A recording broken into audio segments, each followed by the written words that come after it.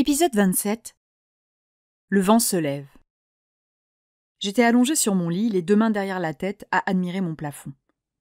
Mon ordinateur était posé sur ma table de nuit et diffusait un épisode de série.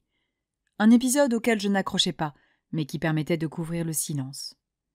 J'attrapais mon téléphone portable pour la 20e fois en 5 minutes. Il était 13h42, nous étions dimanche, et pour une fois que 2 jours de repos hebdomadaire tombaient un week-end, je n'avais personne avec qui les passer. Antonia ayant terminé son tournage, elle avait plié bagages la veille, et Tina était partie à 6h ce matin rejoindre Malone à Dublin pour une journée en amoureux. J'avais passé la matinée à échanger en ligne avec Yue, et après avoir épuisé tous les sujets de conversation, elle avait déconnecté pour bouquiner un peu. Quant à Wen, je n'avais plus eu de contact avec lui depuis vendredi soir et notre longue mais enrichissante discussion sur les sagas cinématographiques et les traversées du désert de leurs acteurs principaux. Il m'avait prévenu que William arrivait à Paris et qu'il serait donc pris tout le week-end. L'honnêteté de Wen sur les difficultés à rebondir après un gros succès m'avait porté un sacré coup au moral. Pourtant, là, tout de suite, elle me manquait. Je devais avoir un petit côté masochiste. Je reposais mon portable près de mon oreiller et me tournais sur le côté, en position fétale, les yeux fermés. Il ne me restait plus qu'à dormir un peu, le temps que Yue se lasse de son bouquin. Je sentis les vibrations de mon téléphone sur le matelas. Je le récupérai. Wen m'avait envoyé une photo. Je me rassis, ravi, et ouvris son message. Il s'agissait de la photo d'un restaurant McDonald's en forme de pagode chinoise. De Wen. My dang lao. De Daphné. McDonald's en mandarin, c'est ça? De Wen. Yeah, tu vois que tu te débrouilles pas si mal. De Daphné. Je ne me suis jamais remise du jour où vous m'avez appris à dire Coca-Cola. De Daphné. En tout cas, super photo. Tu as trouvé ça où? De Wen. 13e arrondissement. Je laissais tomber ma mâchoire, scandalisée. De Daphné. Ne me dis pas que t'es allé dans le quartier chinois et que tu as mangé au McDo. T'as pas osé. De Wen. Haha. De Wen. Non, on est allé manger des jiaozi chez Minghin et on est passé devant le McDo avec William et son frère. Ça m'a fait penser à toi. De Wen. Je sais par Yue que le McDo, c'est toute ta vie. De Daphné. Là, tout de suite, je serais plus branché jiaozi que Big Mac. De Wen. Si tu passes par Paname, un de ces quatre, ce sera un plaisir de t'inviter chez Minghin. Je levai un sourcil. De Daphné. T'es sérieux? De Wen. Quoi ne serais-je pas? De Daphné. Non mais vraiment, hein? De Daphné. Faut pas blaguer sur la bouffe avec moi. De Wen. Je ne plaisante pas. Si tu passes par ici, je t'invite. De Daphné. Ok, je note. Je me mordis la lèvre en observant notre conversation. Voilà, terminé la partie du dimanche. Il rentrait chez lui, je restais chez moi, point final. Ou pas. De Daphné. Tu vas bien? De Wen. Oui, ça va, merci. Et toi? De Daphné. Après-midi en solitaire, je m'ennuie un peu.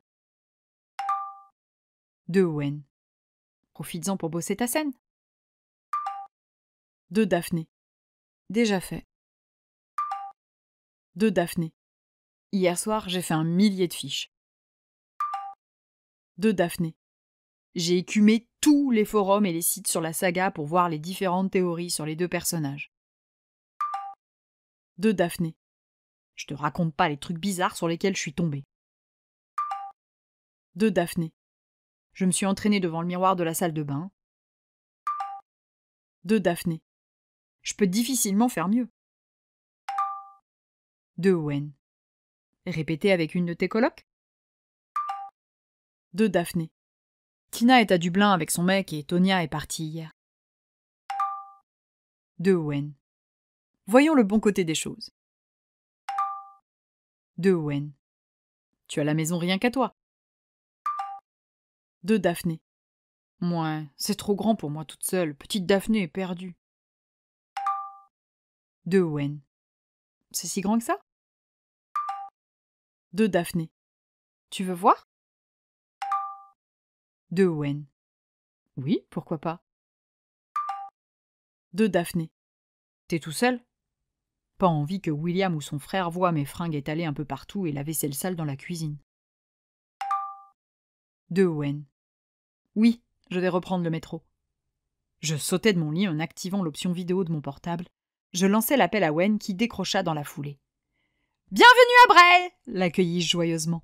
« Merci de me recevoir. Alors, tu vois, ça, c'est ma chambre. » Pas mal, le papier peint n'est pas très gai, mais ça passe. Je pivotais sur moi-même pour sortir de la pièce. « On s'habitue. Ici, tu as le salon. Ne fais pas attention au bazar. » J'attrapais d'une main la boîte à pizza ouverte sur la table basse et la refermais, bousculant plusieurs canettes de soda vide au passage. C'est plus grand que ce que j'imaginais. Ah oui? Et là, c'est la cuisine. Mais je vais m'arrêter dans l'entrée parce que c'est un tout petit peu crado et que je n'ai pas envie d'abîmer notre image. Les actrices ne sont que glamour et paillettes, ne l'oublions pas. Wen rit. Tu sais que j'ai déjà vu ta chambre sur les photos de ma... Ta l'interrompis-je. Non, tu n'as jamais vu. Non. D'accord, je n'ai jamais vu. Merci. Je retraversai le salon. Là, tu as l'escalier qui mène au second. Je vais essayer de pas me casser la figure. Je montais prudemment les marches. L'étage fait petit. Il l'est, reconnus-je. Et là, la salle de bain, avec les produits pour mes cheveux. Je fis un gros plan sur le masque à l'huile de coco et le shampoing bleu que je devais appliquer régulièrement. T'as vu? Je fais ma coquette maintenant. Je mets des crèmes. Je constate. Enfin voilà, c'est mon petit chez-moi pour encore une semaine. Sympa, non? Très sympa. Merci pour cette visite de Bray. Bon, on m'avait vendu le verre de l'Irlande, je ne vais pas te cacher que je suis un peu déçue. Il y a du verre, regarde! Mon gros plan sur la fougère en plastique qui trônait sur le grand lavabo de la salle de bain sembla l'amuser. T'es toujours à Paris? Demandai-je. Oui, je suis presque arrivée au métro. Tu me montres un peu? Si tu veux. Je te rappelle? Il raccrocha pour me rappeler dans la foulée, vidéo activée. J'acceptai évidemment la communication et me retrouvai à marcher avec lui dans une rue de Paris. Là-bas, tu as la place d'Italie. Je ne sais pas si tu vois bien. Pas trop. Attends, je vais te montrer. Il avança au milieu des badauds, son téléphone à la main. J'observais les immeubles gris angoissants et les visages mal aimables. Les gens font vachement la gueule, et il y a du béton partout. C'est Paris, rit-il. Tu ne connais pas? Pas trop.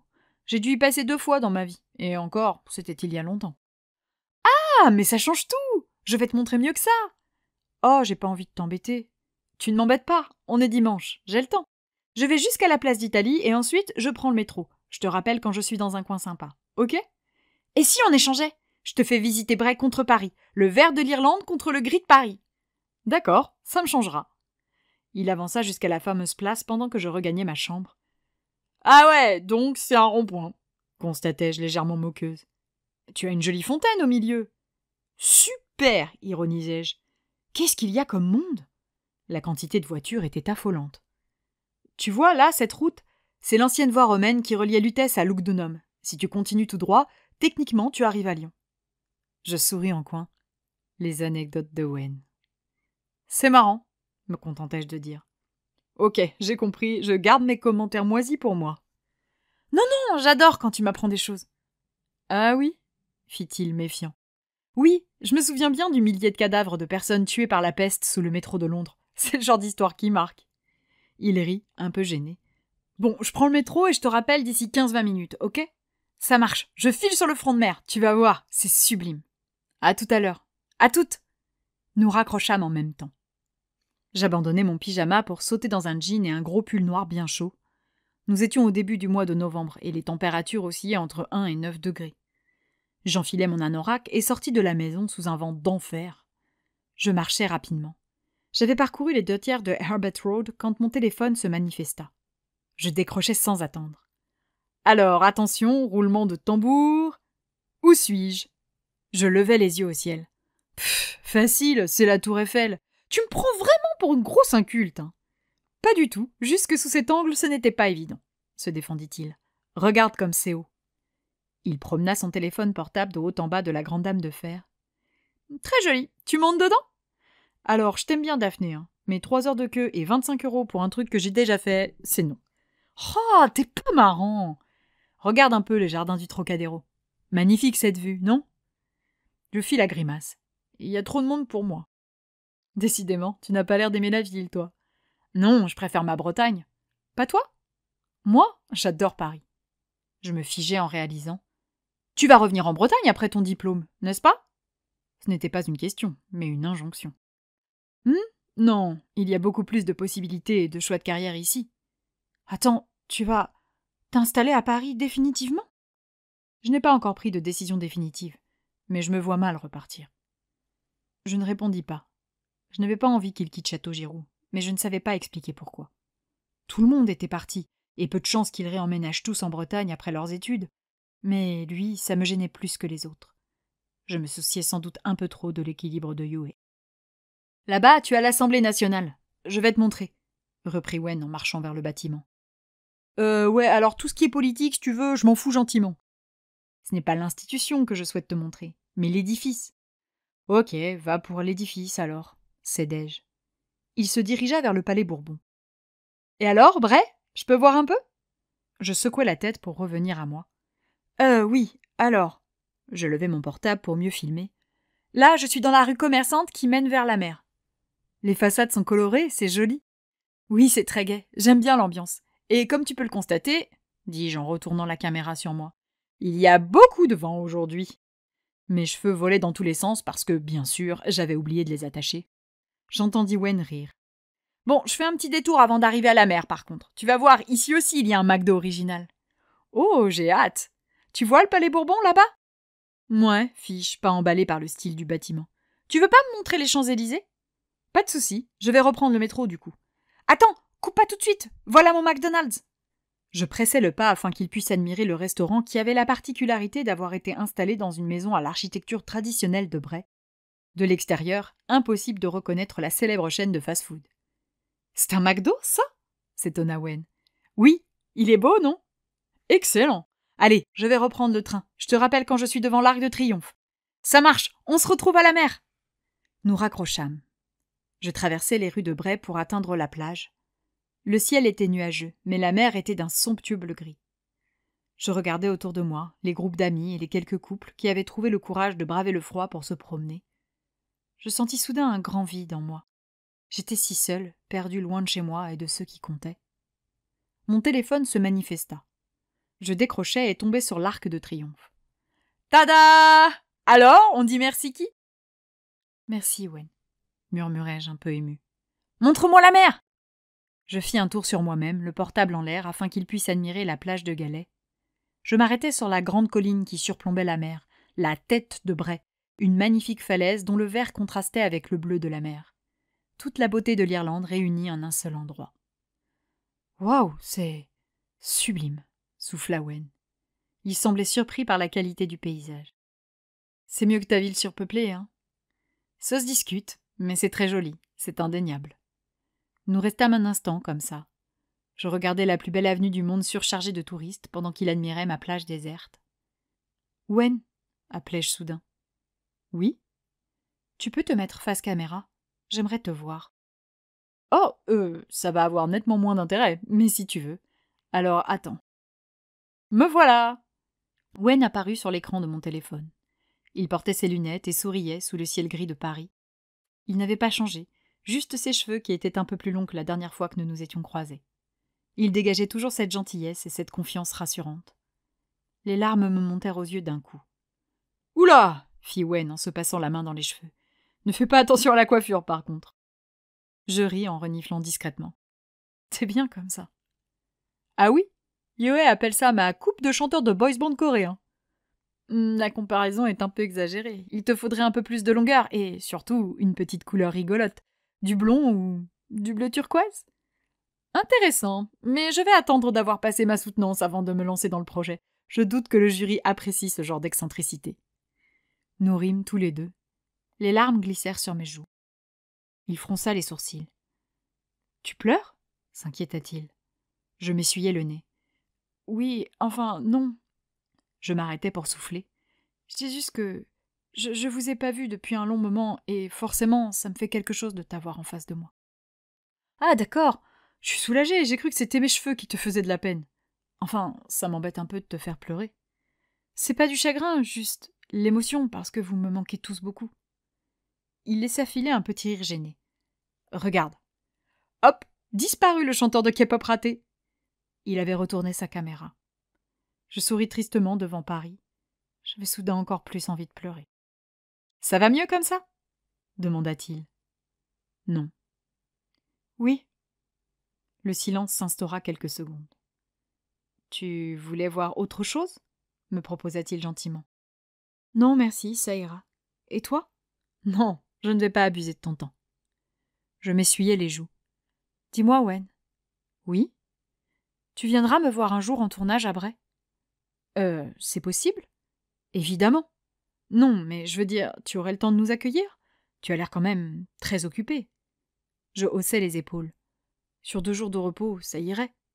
D'accord, alors je viendrai, et j'emporterai probablement une petite UA dans ma valise. Par contre, j'impose une condition. Laquelle? Tu viens me voir à Paris. Je souris en coin. D'accord. Allez, je vais rentrer, annonça-t-il. Il commence à pleuvoir. Oui, je vais pas tarder non plus, c'est menaçant. On se retrouve tout à l'heure? Tu me montreras ton petit chez-toi comme ça? Oula, tu me laisses 3 bonnes heures pour tout ranger? Je secouai la tête. Arrête, je suis certaine que ton appart est impeccable.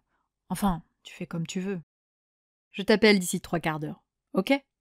Je ris. Ça me va. Ça me laisse le temps de m'acheter un fish and chip chez Cassoni's et de rentrer. Parfait. Allez, à tout à l'heure. À plus, Wen. Je raccrochais et admirais la plage, le sourire aux lèvres. Plus de vide en moi, juste la joie et l'impatience de le retrouver. Wen était vraiment devenu un ami indispensable.